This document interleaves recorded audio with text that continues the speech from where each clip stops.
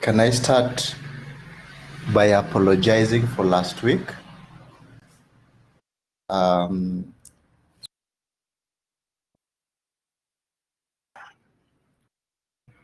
wanted to start by apologizing for last week.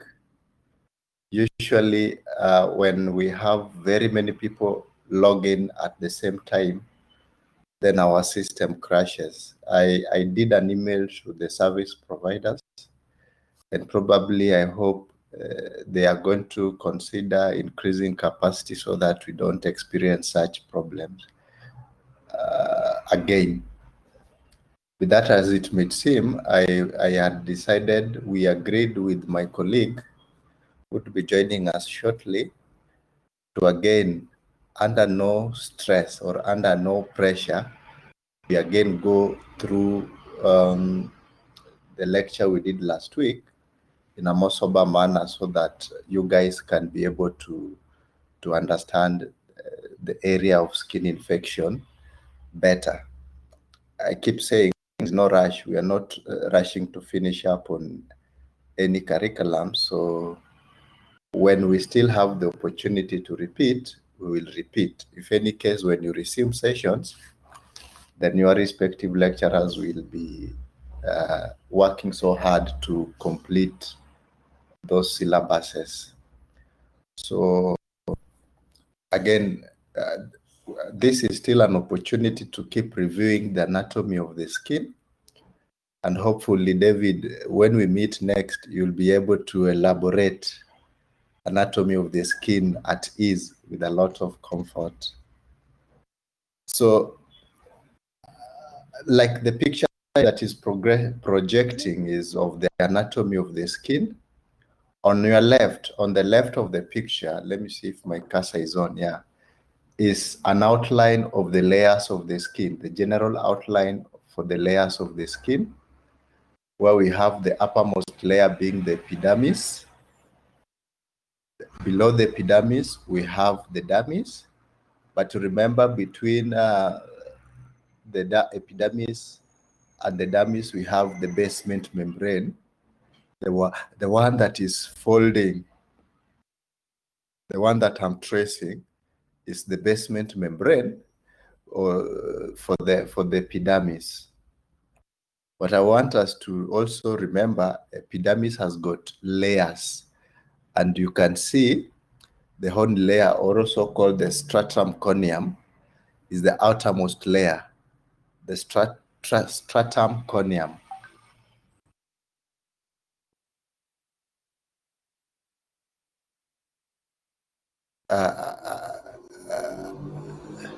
The stratum corneum is the outer layer, is the outermost layer. And then below the stratum corneum, we have the stratum lucidum. We have the stratum lucidum, it's probably not clear here. And then below the stratum lucidum, we have the stratum granulosum. And then below the stratum granulosum, we have the stratum germinativum. So the topmost layer in the epidermis is the stratum corneum. It's the horny, and it's more of composed of dead cells, and that's why it's offer more protection to desiccation. Then we have the basement membrane, and then below the basement membrane, we have a connective tissue layer called the dermis, organized into two layers. The upper section closer to the basement membrane is the papillary dermis. Yes, the layer closer to the basement membrane is the papillary dermis, and the layer farthest from the basement membrane is the reticular dermis. So the dermis is organized only into two layers: papillary dermis and reticular dermis. Within the dermis, we have structures that are showing. You can see the erector pili muscle. It's a smooth muscle that regulates the opening, okay, the shape of the hair follicles. So when it contracts, it pulls the hair follicles up. When it relaxes, the hair follicles lie down. And that is important as part of the defense systems for the skin. as an organ. And then we have a series of channels. We have free nerve endings. We have free nerve endings. Okay.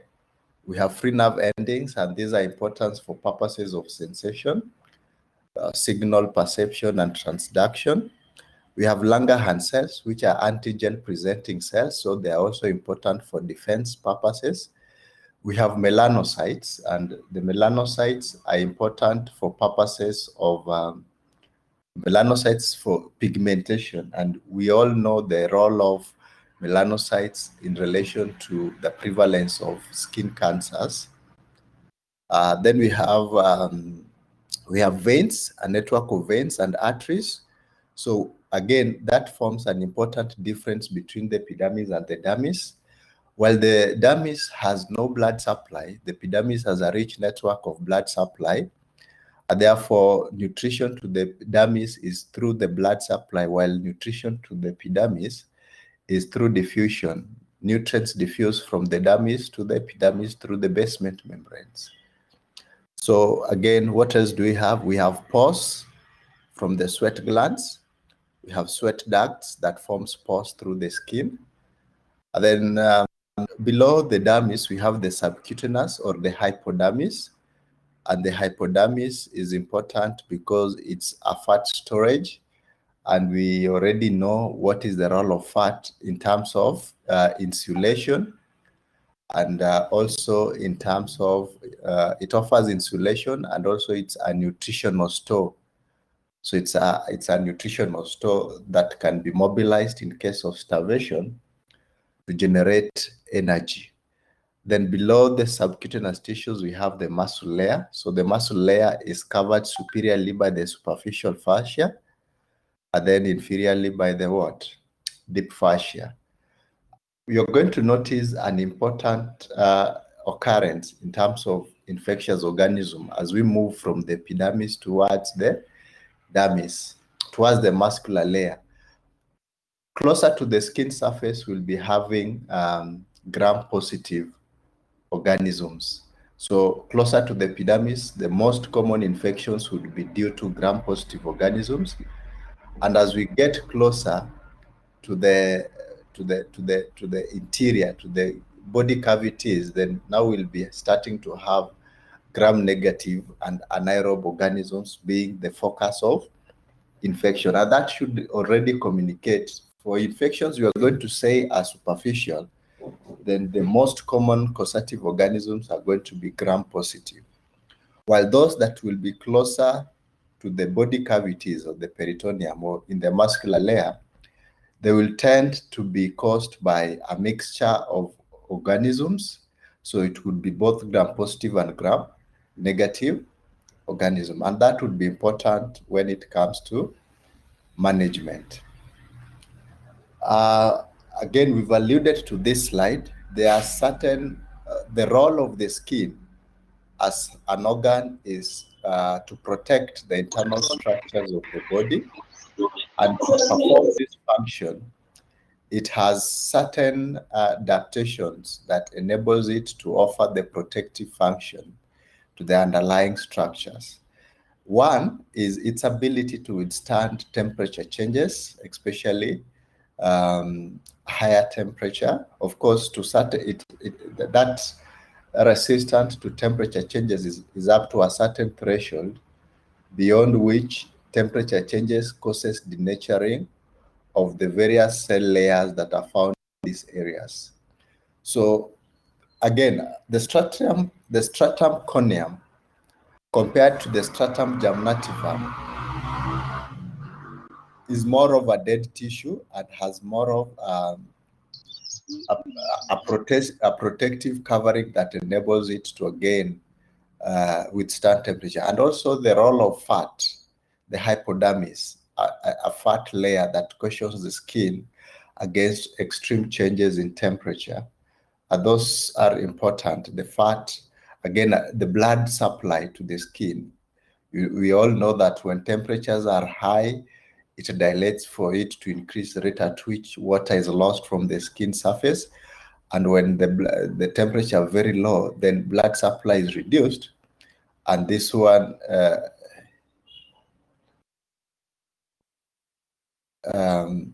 this allows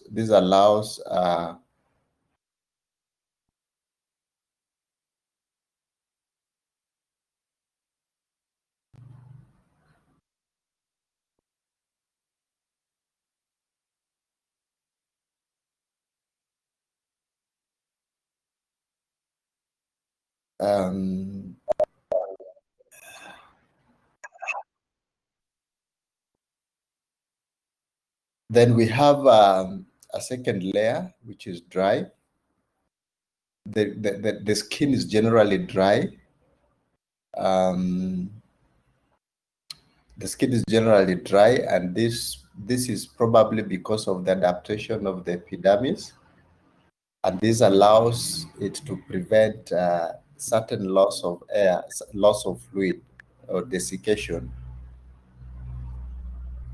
We have keratin layer, which also offer protection, and this can also be a barrier protection against entry of organisms. Just 1 minute.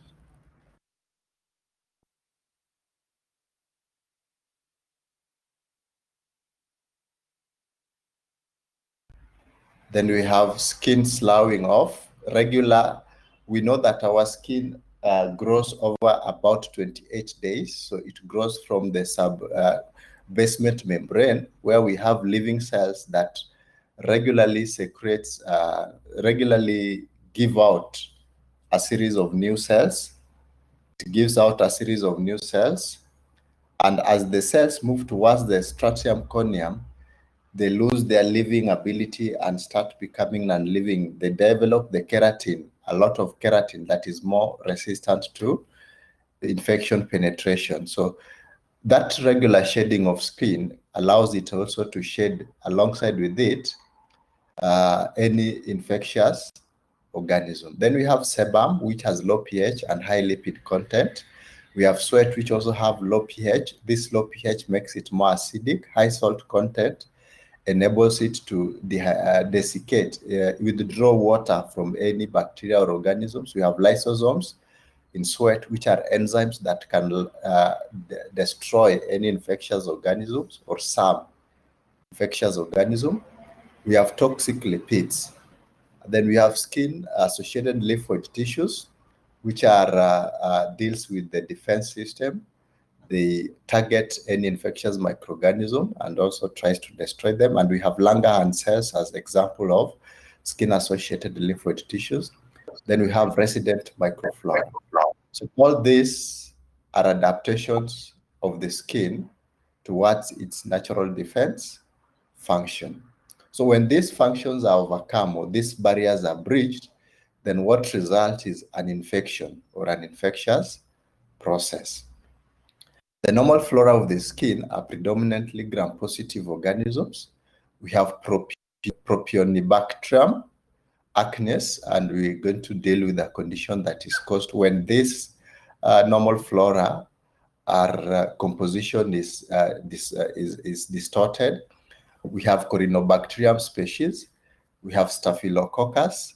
Important Staphylococcus on the skin are Epidermidis and Staphylococcus epidermidis and Staphylococcus aureus. Then we have Streptococci species, and the most important Streptococci species that is going to be mentioning over and over again is Streptococcus pyogenes. Streptococcus pyogenes. Then we have fungal infections in Candida albicans. These ones are pretty common, plus several others, but it's important to mention this. It's important to mention this because they are going to be very relevant for us.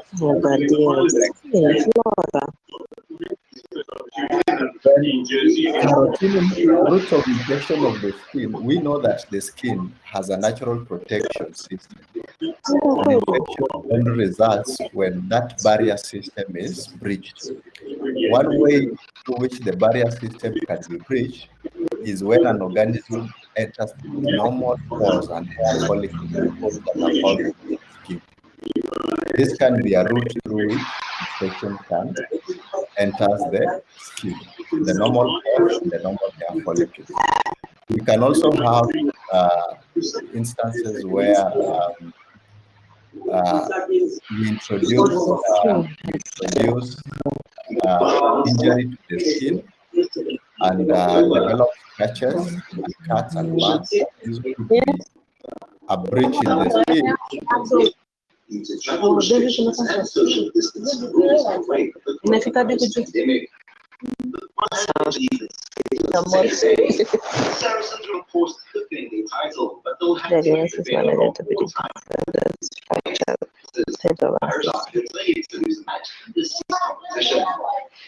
Can you please mute?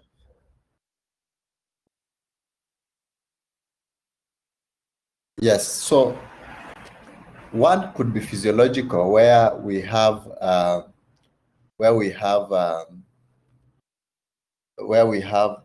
bacteria, organisms entering through the normal holes of the skin. The other could be when there is a break in the skin continuity, so that there's a pathological defect through which microorganisms can lodge and causes infection to the internal structures. We divided infections into three depending on the routes that could be used. Actually, four. The first one was primary infections, and these ones were commonly caused by a single pathogen. The causative organism is only one. So if it is Staphylococcus aureus, it's only Staphylococcus aureus. And the advantage of this class is that we are only dealing with a single bacteria, and therefore management is more direct. Example of infections that we can classify under primary infections, because they are primarily caused by single pathogen and targets normal skin, is, for example, impetigo, foliculitis, and related infections. Again, we are said the commonest skin infections would be Staphylococcus aureus and the Streptococcus pyogenes.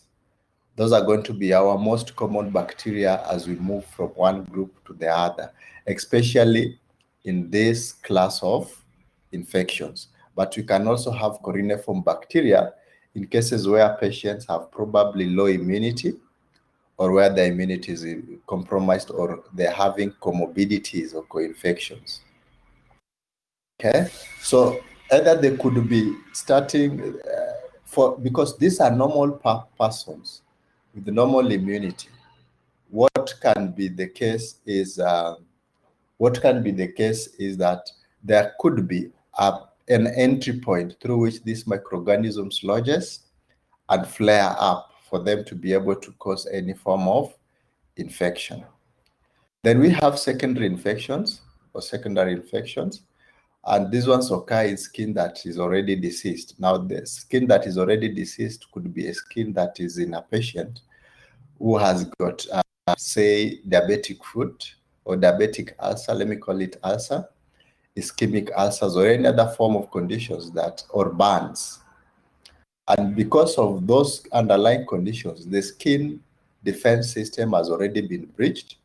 So the organisms will basically just lodge and cause any form of infections. This is the kind of infections we witness with intertigo and towweb infections, which we will probably look at a few examples. Other forms of classification which you might look at include infections that are targeting the nerves, like is the case of herpes virus, and infections that are targeting systemic infections. And we look at SSS, Staphylococcus skull skin syndrome, and toxic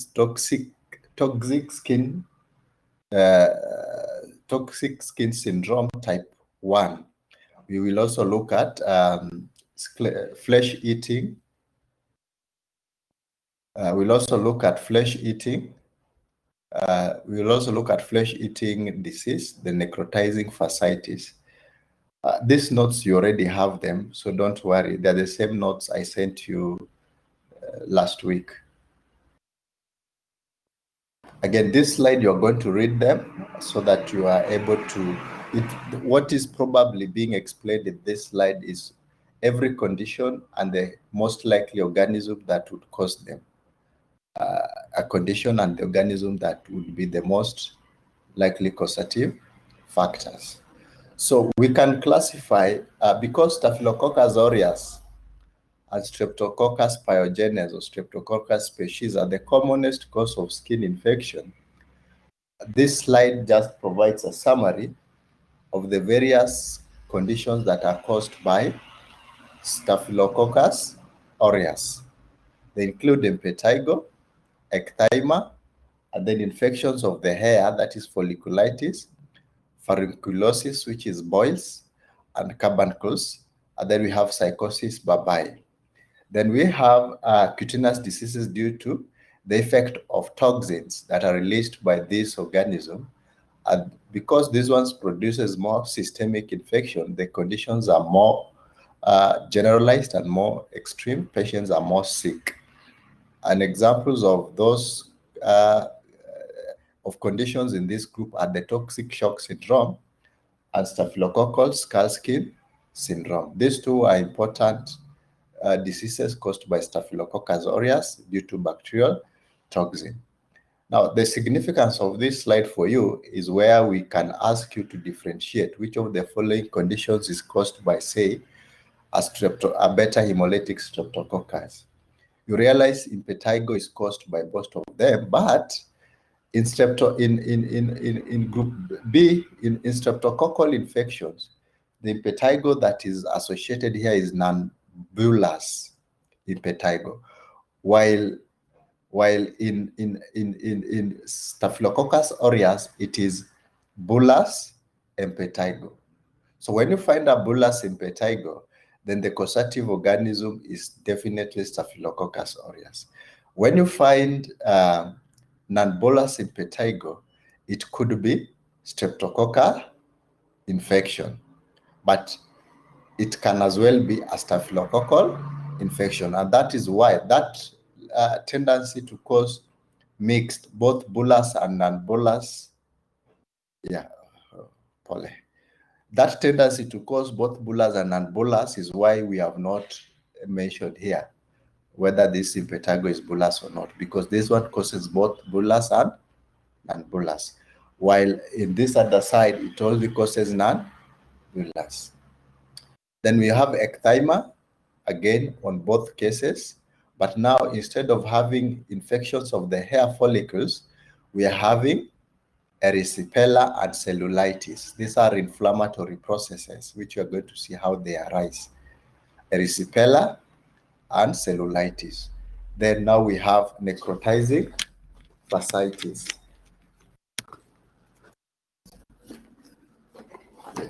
We have necrotizing fasciitis, which is important one. Now, at that point, I want to read for you so that even as you go to continue reading in your own studies, what does your curriculum expect you to know as pertaining to some of these infections? Under skin infections, the curriculum expects you to know the following conditions. Burns. We have impetigo. So you will have to know how to define both forms of impetigo. And then we have foliculitis. We have erysipelas, yes, which is mainly caused by streptococcal infections. We have erysipelas. We have cellulitis. We have abscesses. We have carbuncles, which is on the other side, caused by Staphylococcus aureus. We have necrotizing fasciitis. But that doesn't stop you from, what we've not mentioned is ecthyma for this area. So we look at all the others, including ecthyma, but now you need to emphasize on areas that the curriculum has done what? Has emphasized. In this place, we'll also emphasize on ecthyma and psychosis babae. Okay. For these others, we look at them as other forms of skin infection because it's also here for purposes of detailed explanation. I hope we are still clear up to that point. David, are we clear? We are going on well. Good. Today, I don't want to be in a hurry because I want you to understand. Now, the next two slides are just listing the 10 conditions which we are going to again repeat in the subsequent slides. So let me just skip up to the slide that I want to explain. Then where we will not have explained well, we can always go back. We will go back and be able to read it more so that you can understand it better. So we are going to look impetigo and ecthyma tied together. Then we look at erysipelas and cellulitis tied together. Then we look at foliculitis, faruncles, and carbuncles tied together. Impetigo and ecthyma, erysipelas, cellulitis, and sometimes we can look at abscess at that point. Then carbuncles, faruncles, and foliculitis. They are related infections. We'll do it so because they are related infections and they tend to have a commonality in terms of pathogenesis. Now,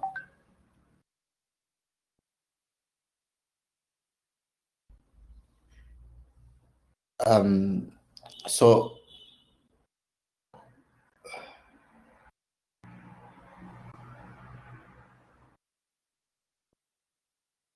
just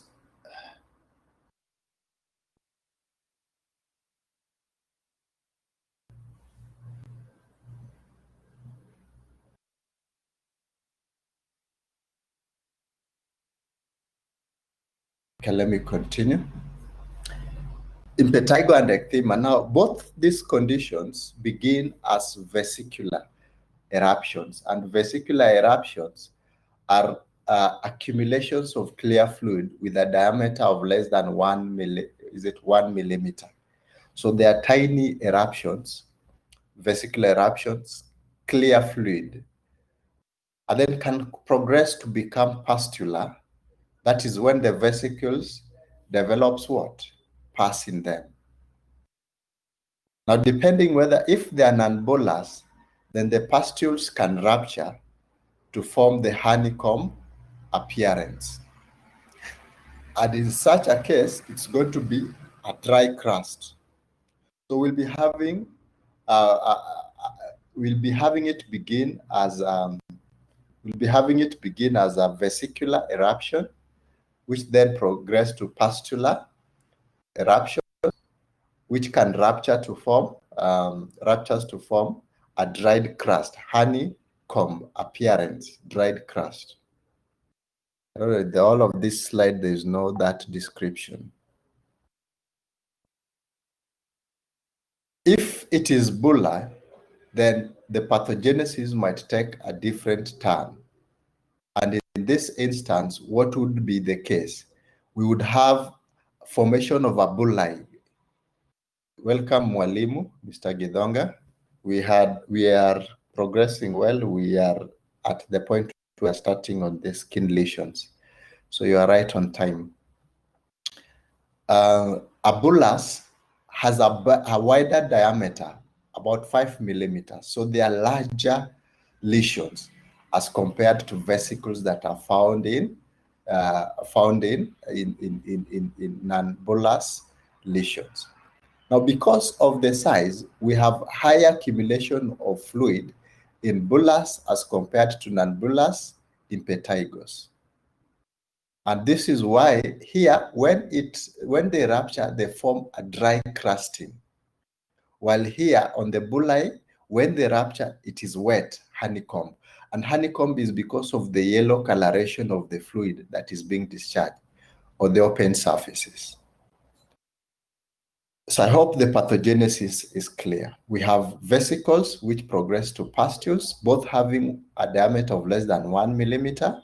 Vesicles are clear fluid, while pustules are, again, less than 1 millimeter, but contains what? Pus in them.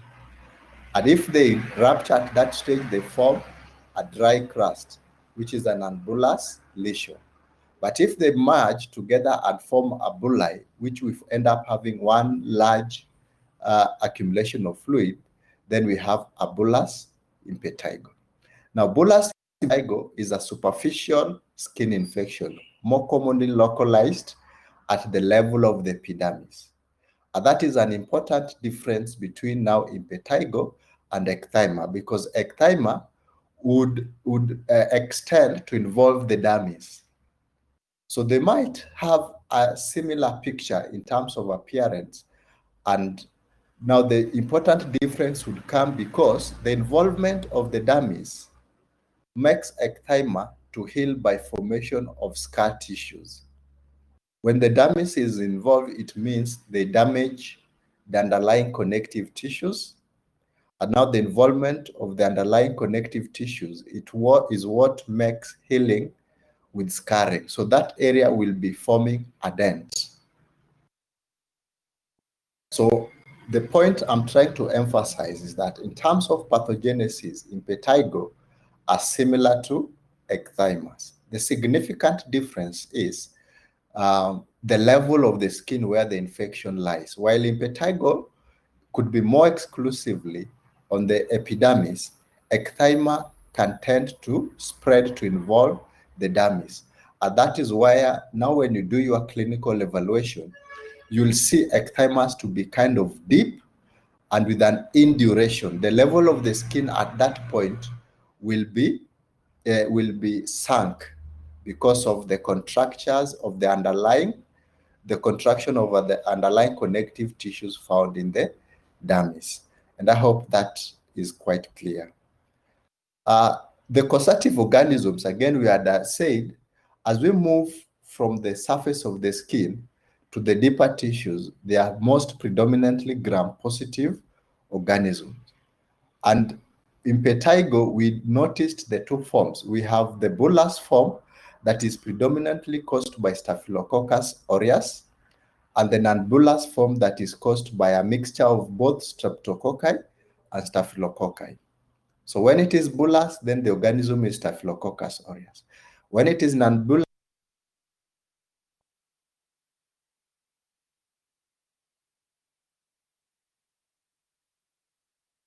my sound went mute, but I'm back. So bullous is Staphylococcus aureus. Streptococci, non-bullous is a mixture of both streptococci, mostly Streptococci pyogenes and Staphylococcus species.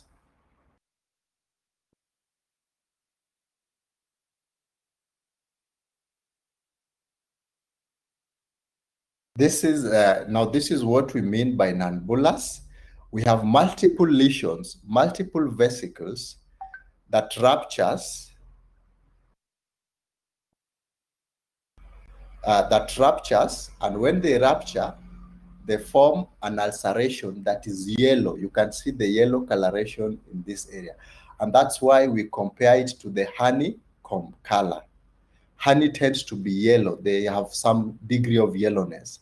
So you can describe it as a yellow lesion, a dry crustation of yellow lesion. And that's how you would describe non-bullous. What are the causative organisms? A mixture of both Streptococcus pyogenes and Staphylococcus.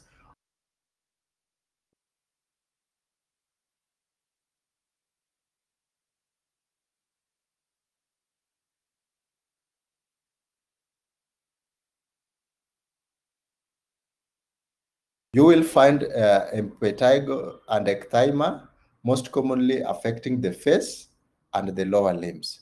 So this is the classical image you'll find of a patient presenting with impetigo or ecthyma. This is what we are referring to as a bullous lesion, and you can identify the yellow coloration. You can see how it appears when it ruptures.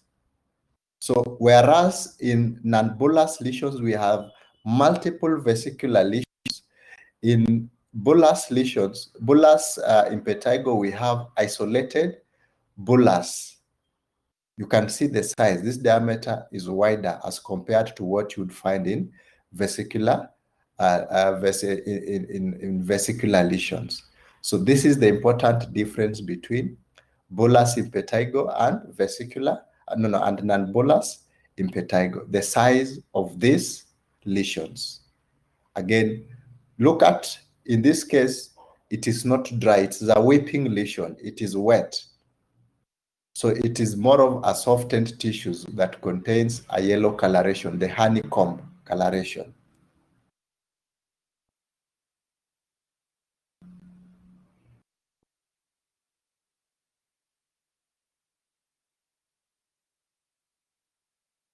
Again, this is a side-by-side picture, and the one on the right is now demonstrating the occurrence of non-bullous, or the occurrence of impetigo in the extremities. We already said that the predominant area is what?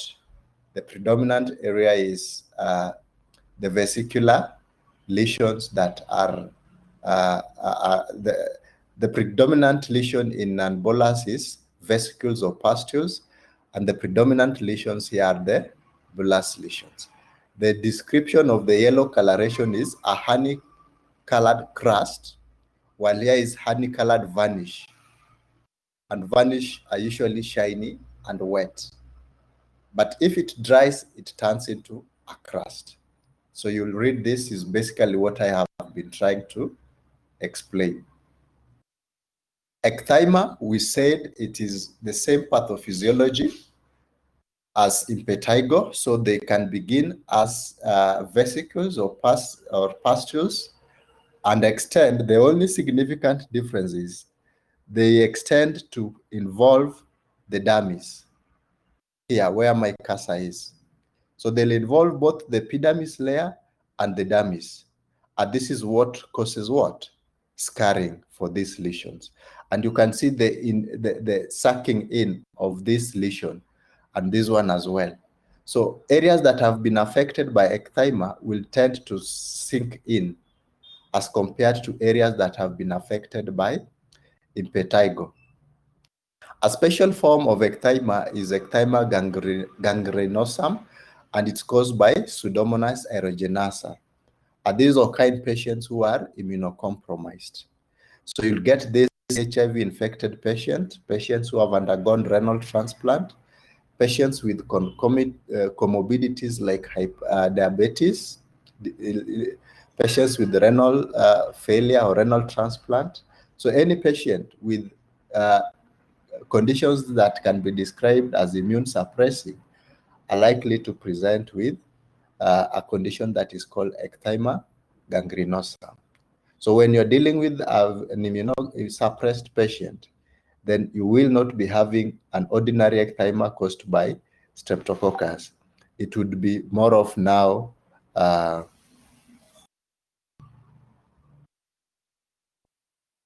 right for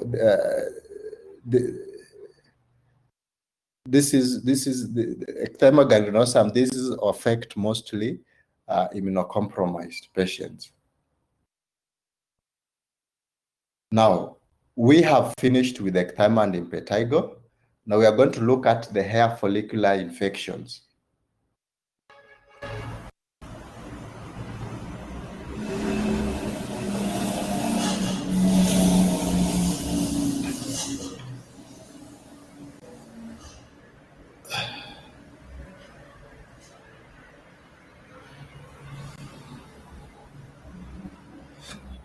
So folliculitis and faruncles and carbuncles are all hair follicle infection, and they are mainly caused by Staphylococcus aureus. They are mainly caused by Staphylococcus aureus. Occasionally, again in immunosuppressed or in cases where we have such exposure of hot tubs where the cleaning is not adequate or the cleaning is not optimal, we can have hair follicle infection caused by Pseudomonas aeruginosa. But the main is Staphylococcus aureus. The bacteria is commonly found as a contaminant of wild pools, hot tubs, and physiotherapy pools. So when we're dealing with a patient presenting with history of any of the following, then the causative organism is going to be Pseudomonas aeruginosa. When we are dealing with ordinary skin infections, then the causative organism is going to be Staphylococcus aureus. Now, children tend to get hot tub foliculitis because of the way children move and because of the level of exposure. So you need to, the key point I want you to pick from this slide is, one, the main causative organism of folliculitis is Staphylococcus aureus, but in cases that I have mentioned here, physiotherapy pools, hot tubs, and whirlpools, we will be dealing with the causative organism as Pseudomonas aeruginosus. This diagram illustrates the level of infections, and I already alluded to, as you move from the surface, then organisms shifts from gram-positive to gram-negative, and gram-positive, and as we get to this place, we tend to have mixed infections. We have gram-positive organism mixed with gram-negative organisms. So that one is the kind of change we get as we move from the surface to the bottom. This is folliculitis. This is folliculitis, and folliculitis is again, we've said it's the simplest form of follicular infection, and they involve a single hair follicle. And they can be described as either superficial folliculitis or deep folliculitis. Now, the key point is it involves a single hair follicle. So superficial is if it is more of in the epidermal layer, while deep is if it extends to the dermal area. Now look at the hair root. The hair root is found in the epidermis, but can also extend deep, although it extends alongside with its what? Epidermal basement membrane covering. Just a minute, I adjust my charger.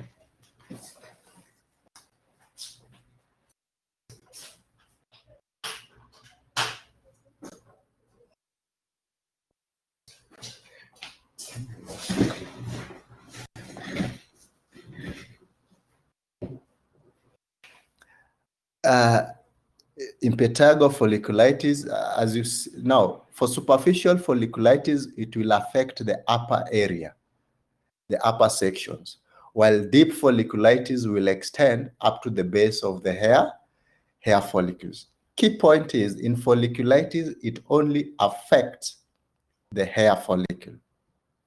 That would be important when we differentiate between folliculitis and faruncles, because faruncles is now not just the hair follicles. It involves the hair follicles and the surrounding what? The surrounding tissues.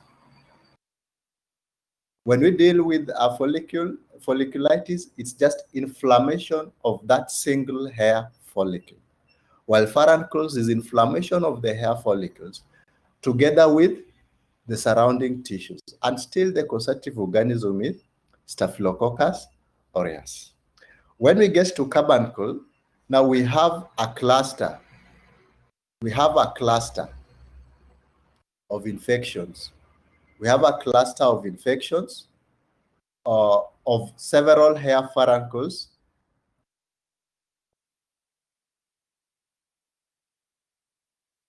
Just a minute.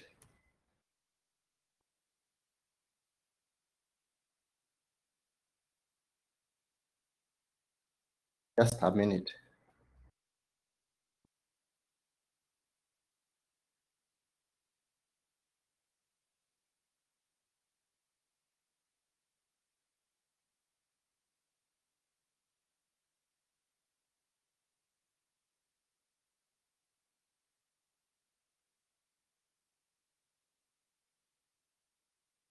Let me just adjust something.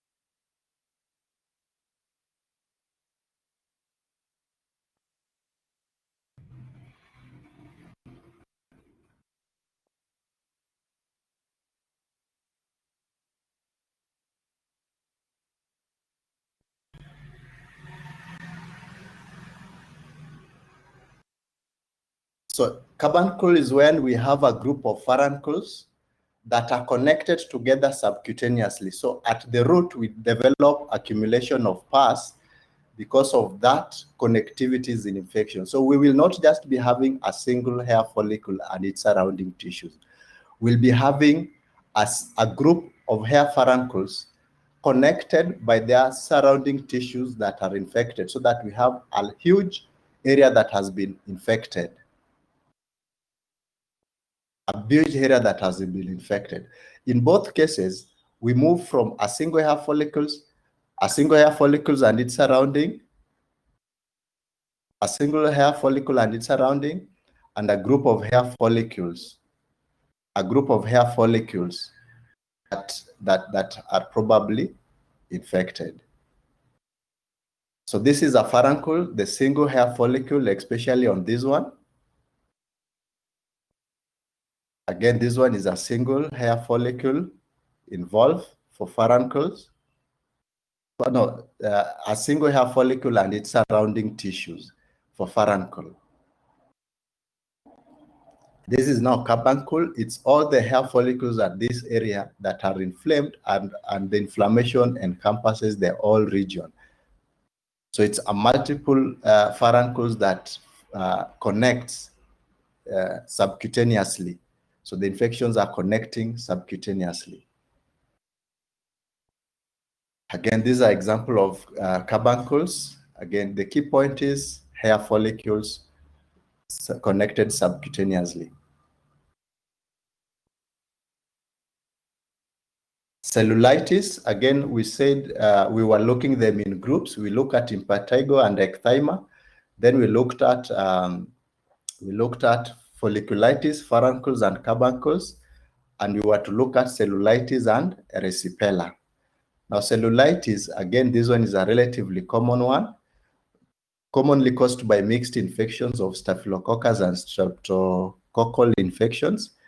And the characteristic features is inflammation.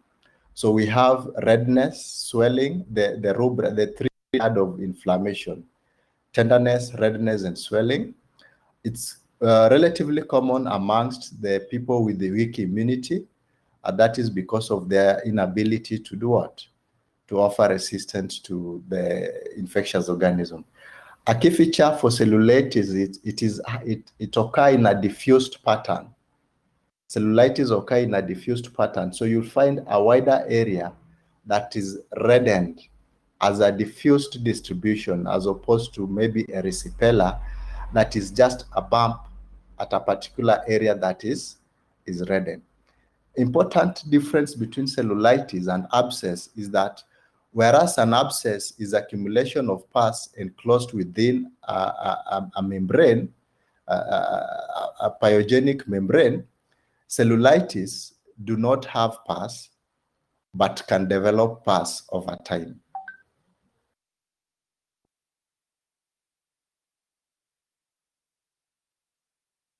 Now, cellulitis can occur anywhere in the body. In adults, it often occurs on the legs, face, arms, children. So the key points is appreciate the diffused nature of cellulitis and the ability to affect any organ. Appreciate the mixture of infection, where it contains both streptococcal and staphylococcal infection. Appreciate the triad, the pathological triad of inflammation, where we have patient presenting with pain, tenderness, and maybe some swelling. So those will be the characteristic appearance of a patient presenting with cellulitis. And for purposes of skin infection, we might be having a portal of entry.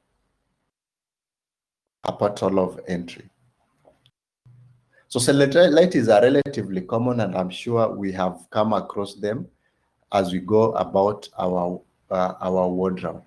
Now, in terms of pathophysiology, erysipelas are similar to cellulitis, including the level at which they affect. An important difference is that erysipelas forms bumps. They are more of non-diffused. So cellulitis are diffused, while erysipelas are non-diffused. Erysipelas commonly involve dermal lymphatic channels. and it's characterized clinically by shiny raised. That is what gives it its local nature, the shiny raised, the raised area, or indurated and tender plaque. So both of them will have inflammatory lesions characterized by tenderness, and there would be redness as well.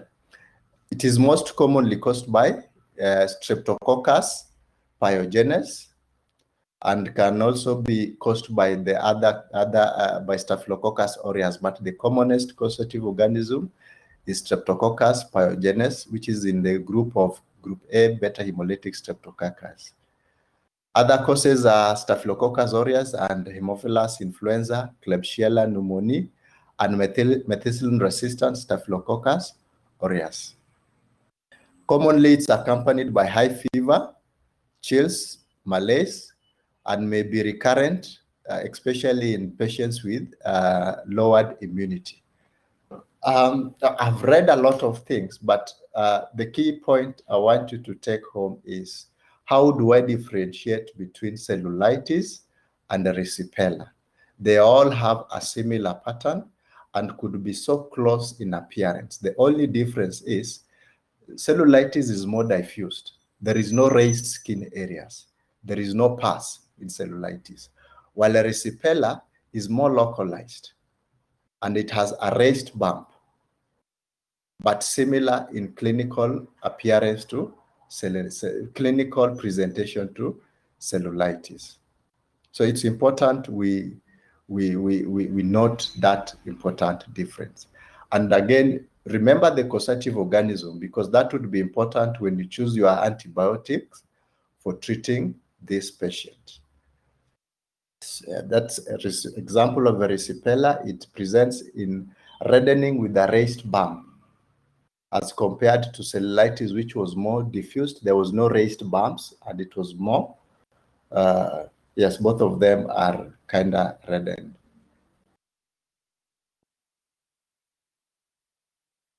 Again, cutaneous abscess. Cellulitis can complicate into an abscess, but an abscess is not cellulitis. So cellulitis, when it now forms a localized accumulation of pus, then now we are now having an abscess. So one of the common complications of cellulitis is what? Cutaneous abscesses. And we remember how to define an abscess. An area of pus accumulation that is lined by a pyogenic membrane that cannot be permeated by antibiotics. That's why for abscesses, the main line of management is incision and drainage.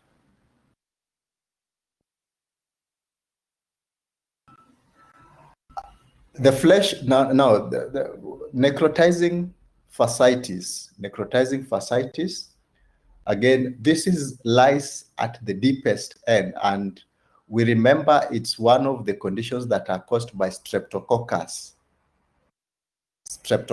infections. But because it's closer to the cavities, it tends to have a mixture of both aerobic and anaerobic organisms. And that is where we have a challenge in managing them.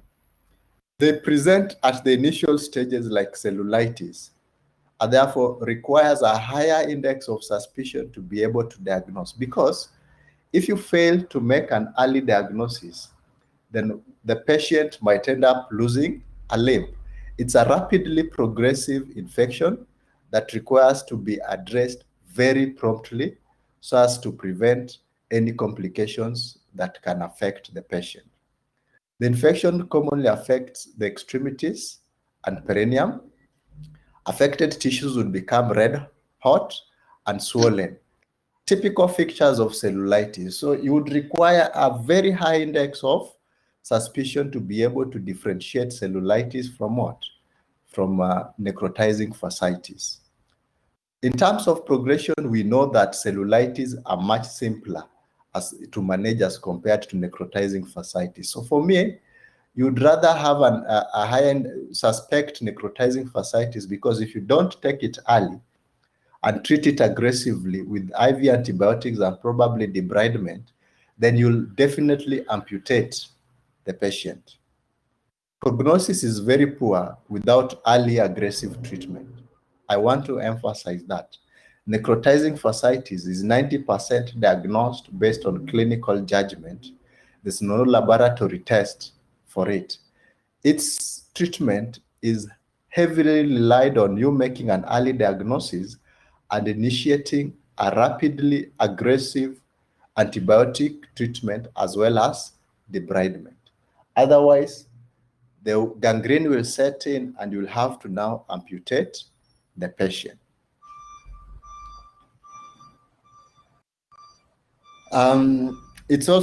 It's commonly referred to as flesh-eating bacteria, the Streptococcus pyogenes. It's referred to as flesh-eating bacteria. But again, this slide is also trying to basically just explain what I have explained in the previous slide. It begins with fever. It has a systemic involvement. And when we have a systemic involvement, what we'll be dealing with is a more aggressive form of infection, with the body fighting to keep up. So when it becomes systemic, we'll have fever, headache, could have nausea, vomiting, but do not forget the localized symptoms, because those are the most important ones that can help you make a prompt diagnosis. It will start as a localized infection and rapidly spreading cellulitis, and then necrosis will set in. And if you don't reverse it at this point through antibiotic treatment and debridement, the limb will die off, and you'll have to now cut it off. But, again, I think I've explained most of the items in this. It may lead to toxic shock syndrome, so you need to be very aggressive in its care. This is a pictorial illustration of necrotizing fasciitis. You must be able to diagnose. If I were to set a question for you on skin infections in section C, then it was going to be either one could be necrotizing fasciitis, and you give me differentials, which would be cellulitis and maybe subcutaneous abscesses. So you need to really read and master how to diagnose and treat necrotizing fasciitis very correctly, very clearly.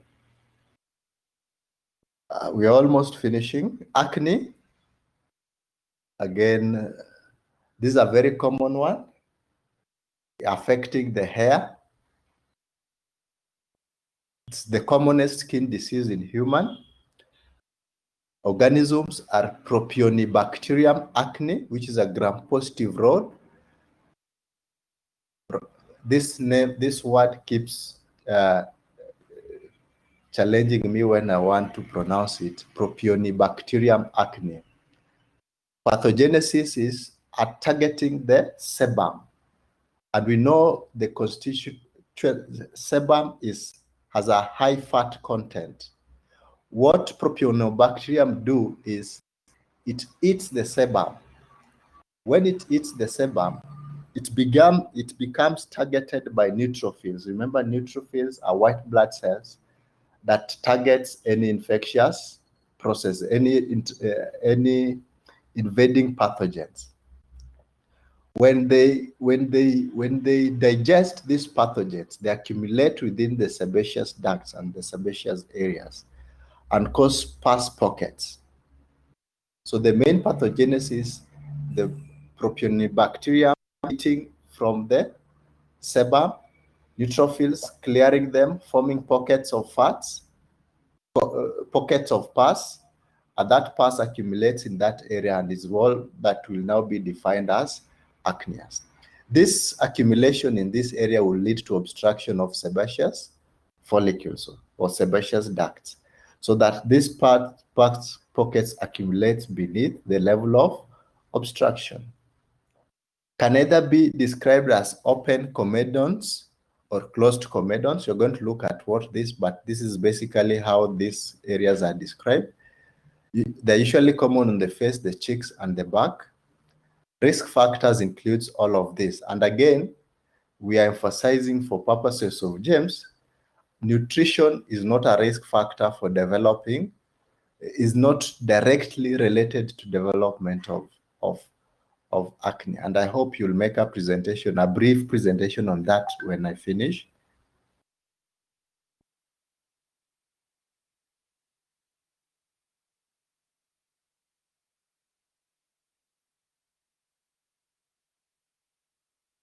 So these are the common risk factors. Stressful events could be hormonal changes, friction, acne, oil-based cosmetics. There's no correlation with these food products. And again, correlation with diet is still being questioned. Topical antibiotics are very effective when you are treating acne. Benzoyl peroxide dries the plug follicles. Accutane inhibits sebum formation. Tetracycline has been quite effective as a systemic agent used to clear the infections.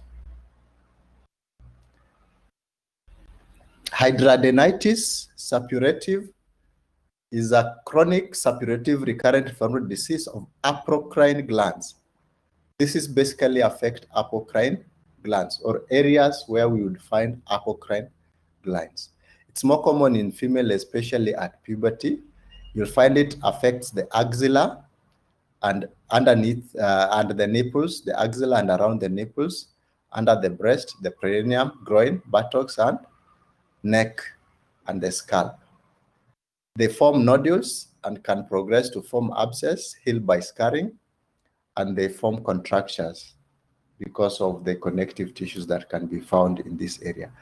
Again, this is not the diagnosis I was looking for the image I projected early, but this one, hidradenitis suppurativa, can be a differential because of the areas it affects. Remember, this one is predominantly nodular, and nodular are hard eruptions. They're hard areas of skin elevation. Erythrasma is now, I think we can now see, it looks like a fungal infection, but if you the main difference between erythrasma and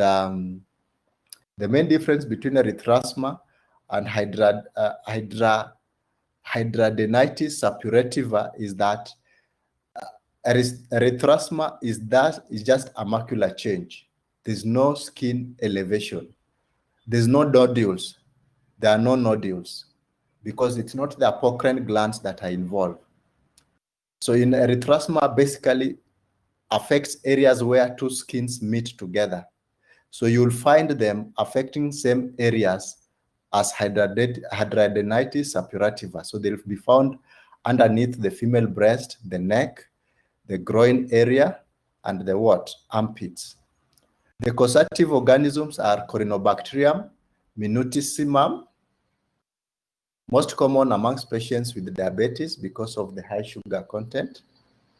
It is sometimes mistaken for fungal infection. So if you are treating a similar lesion for fungal infection and it's not healing, then it's better you consider option 2. Could it be erythrasma, which is a bacterial cause, so that you shift your treatment from an antifungal to antibiotic. If you have such a picture that is not responding to antifungal therapy, you might consider, you will not go and see a doctor because you are the doctor. You are the doctor. So you'll not go and see a doctor. So you're the one who will be changing these treatments. I have looked at basically all the skin lesions I had intended to look. I'll just mention the others in passing very fast. And today, I think our time is very good. I'm happy with our time management. We've gone relatively fast. And it's because there was no pressure. Today, the internet did not disappoint. So methicillin-resistant Staphylococcus aureus is a common, these are where we have Staphylococcus becoming resistant to methicillin. Methicillin is an antibiotic. And we commonly find these ones in patients who have had one prolonged history of hospitalization. So this is likely to be an hospital-acquired infection. You have Staphylococcus aureus that do not respond to our ordinary antibiotics. Either patient has had a long history of hospitalization, or patient has been on a long history of antibiotics. Yes, antibiotics abuse. Those are the two environments where we can have methicillin-resistant Staphylococcus aureus. But we are not ruling out a likelihood of community-acquired versions of methicillin-resistant Staphylococcus aureus infection. However, and this one would occur, for example, the tendency of people to use antibiotics in animal feeds. When you add antibiotics to animal feeds, we are introducing them to the environment where they can develop resistance. And that one can lead to an MRSA. Signs and symptoms is the key point to note is these are patients who have lesions that are not responding to your treatment. So you need to assess the risk factors. Was there a history of hospitalization? Has the patient been on a long history of care, especially with antibiotics? Any history of recent antibiotics use? The age of the patient. If any of these factors is positive, then consider methicillin-resistant Staphylococcus aureus as a possible cause. You need to do tissue sampling because you can determine this for a fact if you do culture and then you do antibiotic sensitivity. And as you do antibiotic sensitivity, you'll always find the antibiotics that would respond. However, it is important to note that when we have methicillin resistant, we shift to vancomycin as the antibiotics of choice. So that's why we recommend we should not use vancomycin haphazardly, because when it develops resistance, we might not have an alternative to shift to. Prevention are the basic hygiene measures: hand washing, surface cleaning, cover wounds clearly, use only personal items. Those are examples of the lesions, and they look like all the others. Important thing is hospital stay. When there is recurrent infections, then patient could be having this staphylococcus stays in the nasal mucosa, which is not there. They should be on the skin. So when we find them in the nasal mucosa, this is not their usual site. So you need to look in the nasal mucosa, probably they are harboring the staphylococcal infections. Then we could also be dealing with a resistant strain, methicillin-resistant Staphylococcus aureus. Patients could be having low immunity, and all these are causes of low immunity. Cancer, poorly controlled diabetes, these are co-infections. So we can have low immunity, that is cancer, HIV, and then we can also have co-infections with diabetes, so that you have more points to write in case this was an exam.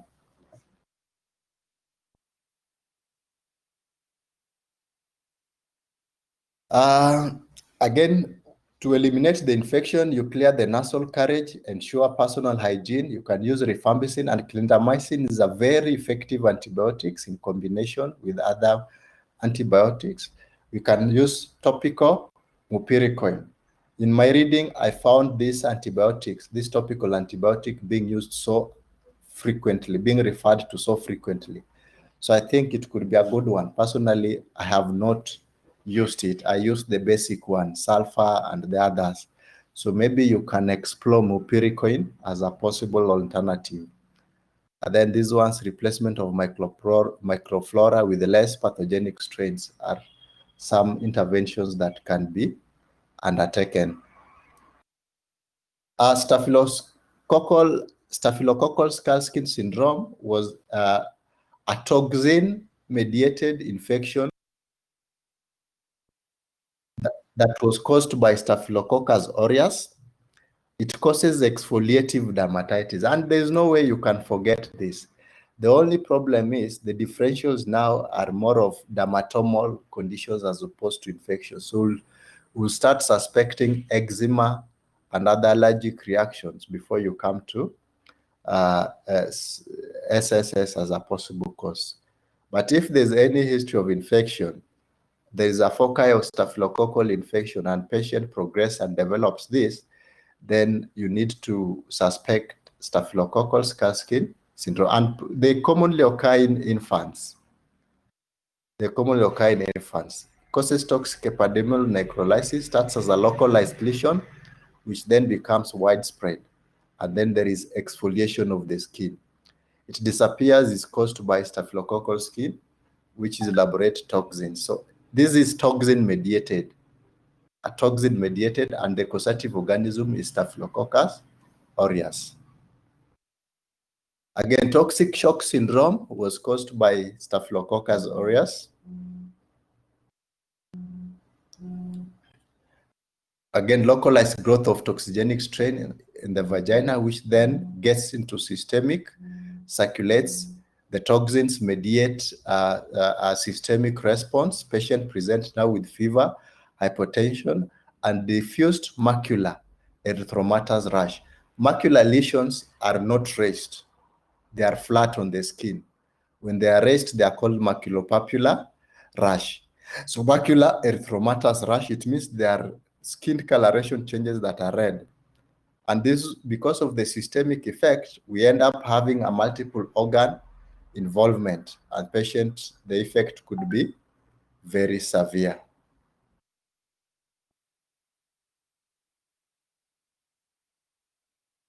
I think I've looked at, again,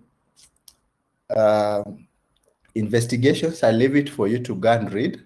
We know we are dealing with, I'll do an overview investigation for all the conditions I have highlighted. We can do three-pronged investigations. Number one, we can do microscopy, and microscopy will be interested in determining whether they are gram-positive or gram-negative organisms. We know for a fact that most of the organisms we'll be dealing with are gram-positive, and where we find gram-negative as well, then we know the infection we are dealing with could be more aggressive, and the infection could have spread from the interior towards the exterior.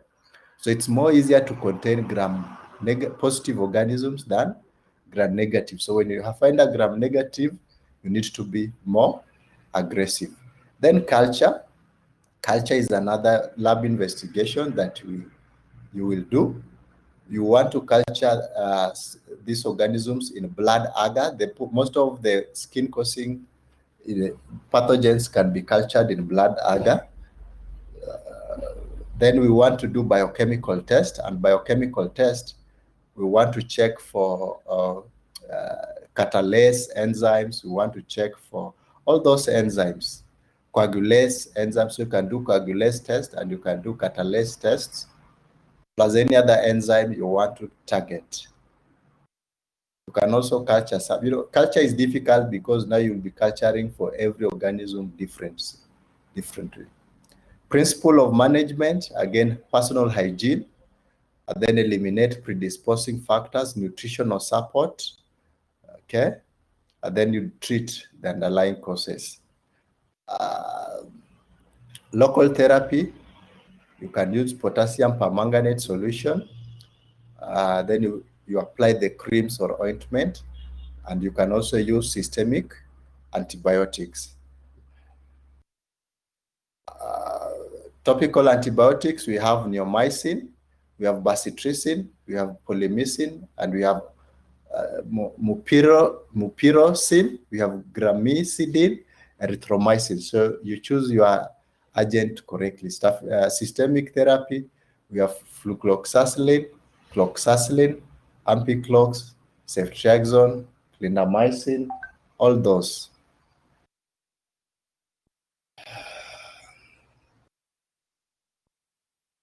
Yes, about these others, I want you to be able to remember that TB can also cause skin infections, and you're going to read about it. All of these others, you're going to read about them because they are not part of what the curriculum had asked us to discuss for today. And I think let's have Erastus Simiu ask the question, and then Molimu will come on board. Erastus, can you ask the question?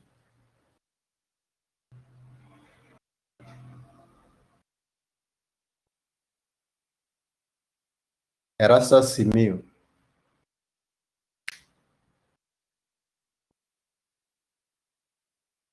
Unmute so that you can ask your question.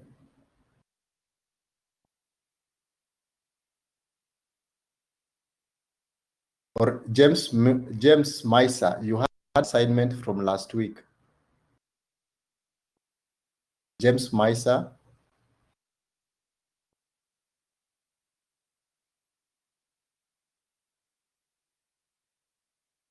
Unmute so that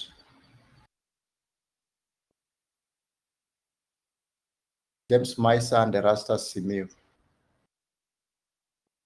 Okay, Mwalimu, maybe you can. Erastus is online. Okay. Okay, Mwalimu, I had some questions here. Okay. Don't you Speak out loud enough. Okay, Mwalimu, I had some questions here. Hello. Erastus, we have muted so that you can proceed. We are all listening to you. Okay. Okay, the question on the infection, the gram-positive infections about the epidermis.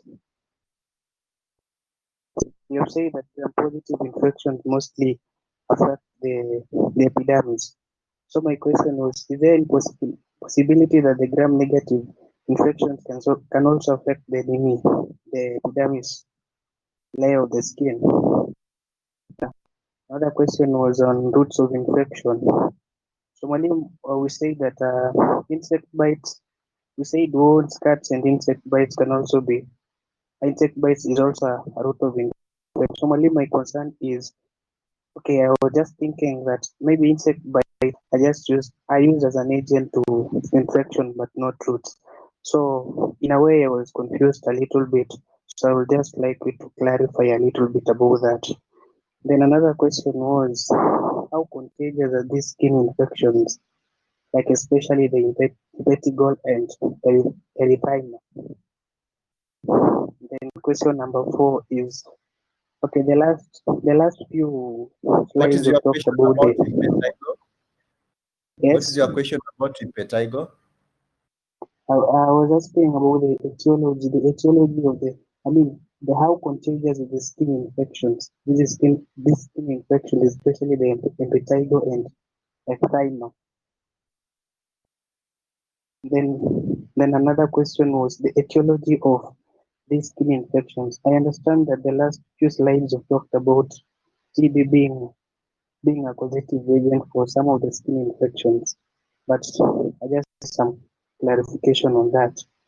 Then, Mwalimu, another question was the diagnosis of cellulitis and necrotizing fasciitis. So, Mwalimu, my question was, so assuming you do the diagnosis and you come up, like your impression is, maybe the patient is suffering from necrotizing fasciitis, and then that is the equation. Then you give the treatment for necrotizing fasciitis.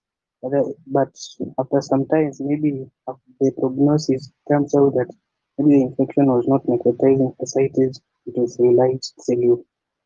So the question is, the antibiotics for treating necrotizing fasciitis, can they use the same way to treat cellulitis?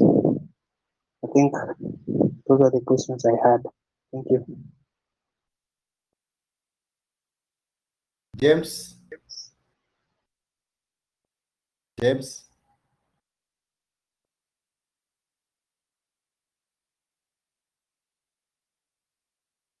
James, are you online?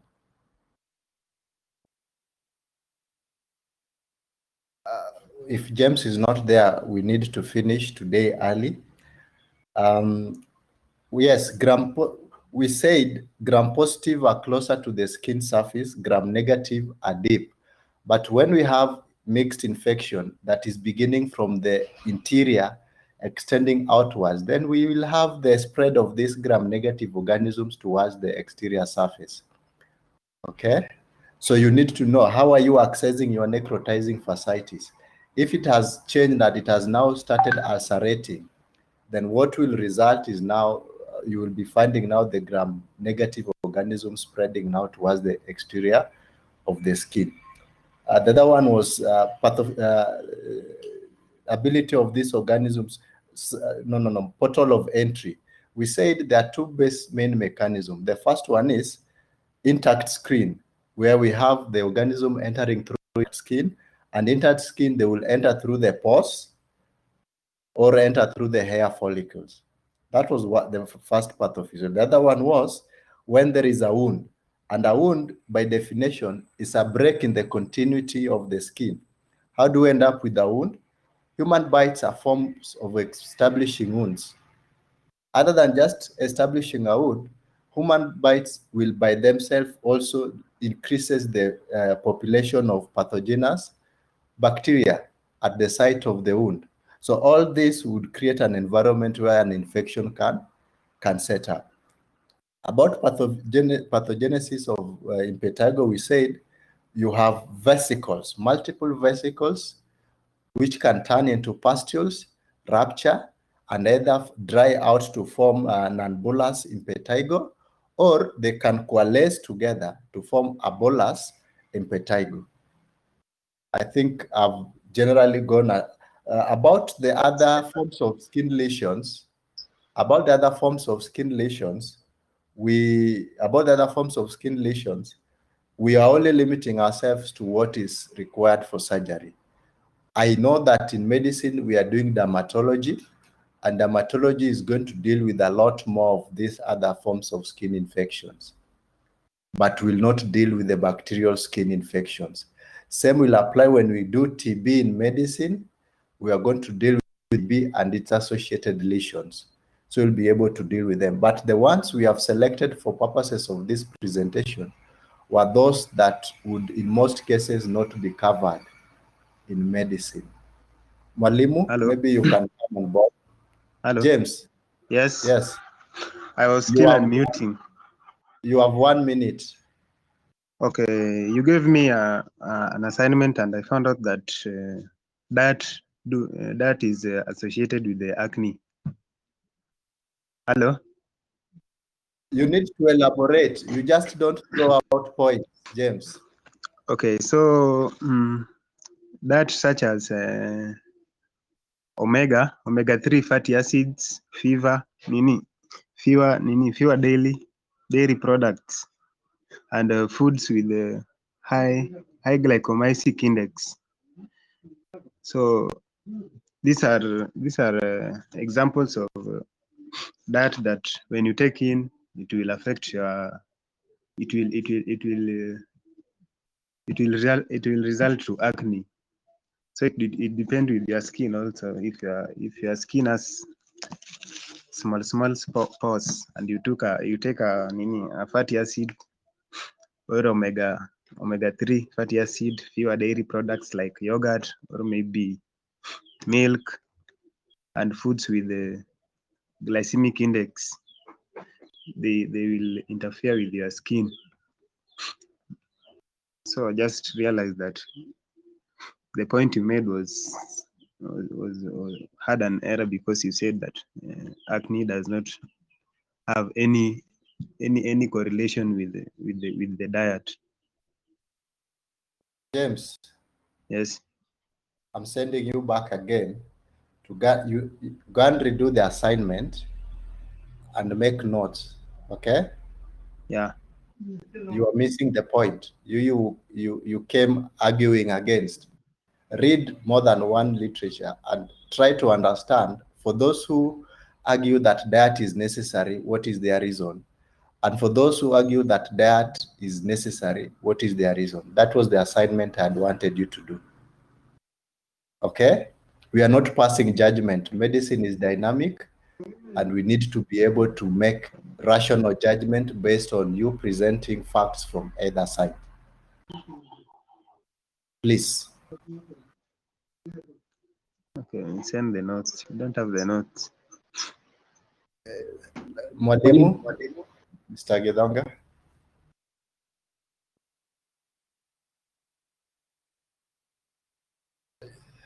Thank you, Mwalimu. Thank you very much. That was a very comprehensive insight about skin infections and I want to thank you for that. Just to go back briefly to Erastus, just to answer the question, some of the question you asked, just to enlighten. About insect bites, remember we have said cellulitis, there may be port of entry, there may be no port of entry. And whatever there is a break on the skin, and this break on the skin may be as a result of injury to the skin, maybe as a result of insect bite. So when you have an insect bite, there may be a break in the skin, and this becomes a portal of entry. So yes, an insect bite can lead to cellulitis because there is a portal of entry which has been created, and that will lead to cellulitis. The other one is about neck fasciitis and cellulitis rust, about the treatment with antibiotics.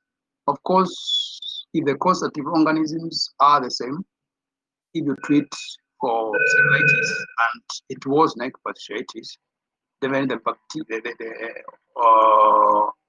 there will be the treatment will may be effective. But remember, in neck fasciitis, there is serious necrotizing of the tissues. In cellulitis and complicated cellulitis, the tissues are intact. There is no necrosis. So in neck fasciitis, definitely you need surgical debridement. I remember, as Colin says, in neck fasciitis, the flesh actually is usually eaten up. So you need to debride the dead tissue. If you don't debride the dead tissue, of course, even if you give antibiotics, it will not treat. Remember, where there are dead tissues, dead tissue must be debrided. Then you can use your antibiotic to prevent, of course, sepsis, and eventually you may need to do skin grafting, as we said last time. Mine is to say, just as a summary, of course, skin infections are wide. And remember, there is what we call dermatology. Majority of skin infections, other skin infection will be dealt in dermatology. But this being surgery, we need to have emphasis on the skin infection which have basis in surgery. And as a surgeon, you cannot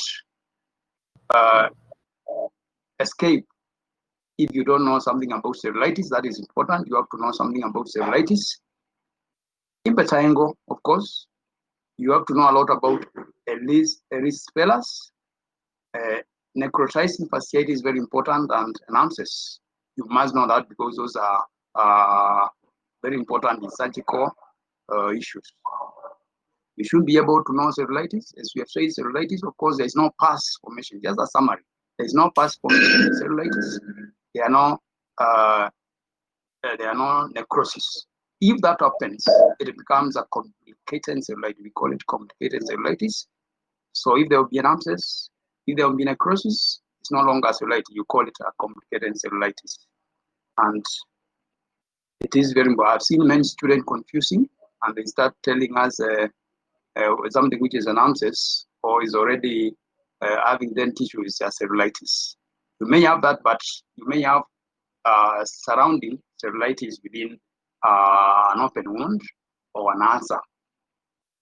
The other one, you should know how to difference between cellulitis and neck fasciitis. You should know neck fasciitis. We have said cellulitis mainly about the subcutaneous tissue. But remember, if it goes and it's spreading very fast, and then it comes between the subcutaneous tissues and the muscles, then it becomes neck fasciitis. And necrotizing fasciitis is a very serious sickness, as I've said, of mixed infection. And an example of a neck fasciitis in male, especially of surgical importance, we have seen patients who come with Fournier's gangrene. These are patients I've seen in surgical department, and Fournier's gangrene is a fast-spreading infection, mainly affecting diabetes and those immunosuppressed. And I've seen us losing some patients because of that. So recognize them very early and start treating, because treatment there is debridement. Serious and serial, actually we call it serial debridement, so that you continuously remove dead tissue and keep on doing serial debridement. So it's very important for you to recognize. Very important for a student to recognize abscess, because abscess, the treatment is I&D, incision and drainage. Antibiotics are not going to work. You only give antibiotics probably after doing the I&D to prevent further spreading. I've seen some students trying to say, abscess, they are going to give antibiotics. Remember, you give antibiotics, that abscess may become a cold abscess, and then you cause what complication you call an antibioma. So let's avoid giving antibiotics in patients who have abscess. Abscess is I&D, and then of course you can probably cover with antibiotic to prevent the spreading infection or to spread to protect from sepsis. And we talked about mupirocin.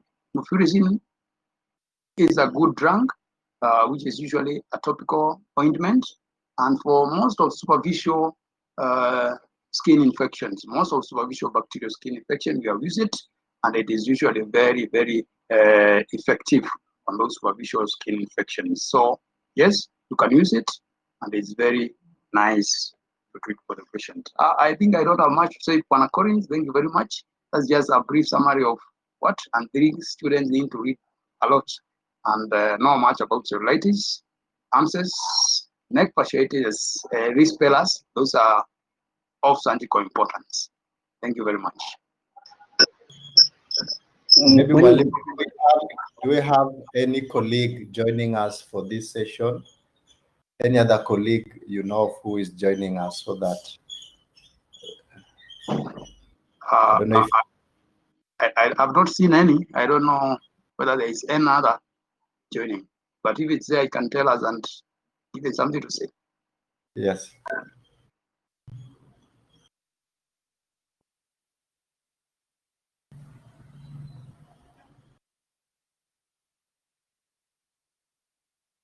Okay. Well, let us note that the information we are giving is not everything. It is the beginning of you searching for knowledge.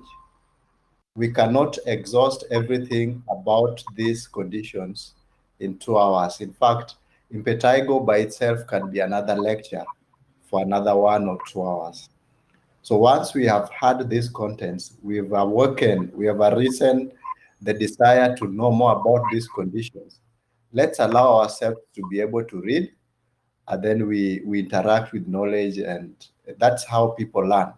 When you have doubt, you go back to books. So I'm sending anything that is not clear, I'm sending you back to the books. Read the books, understand the books, interrogate the books. That's what is meant by the power to read.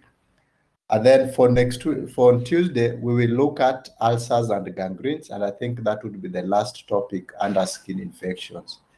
I hope, again, our internet will be stable like today, so that we are able to have a very sober discussion on the same. Otherwise, I thank you all who have managed to attend. When we learn these things, please share with your colleagues. We know that there are a lot of reasons why maybe some of them are not here. They are experiencing different challenges. So when you can, please share with your colleagues so that they are also able to benefit. Learn by teaching others. That is the best way of learning. But if you are selfish with knowledge, it will disappear. So the best way is in your forum, whether it is WhatsApp, introduce questions where you are able to discuss about skin conditions and you are able to challenge one another. And that is how people learn. I think if there's any question, please, you have my number, you can inbox, but I like it when we discuss a question when you've also read about it, so that you also have content about it. It is not just me giving you knowledge. Let it be mutual so that we are back and forth about a case you have read about adequately. Then we are now able to deal with it well. Otherwise, have a good day, guys, and thank you for listening.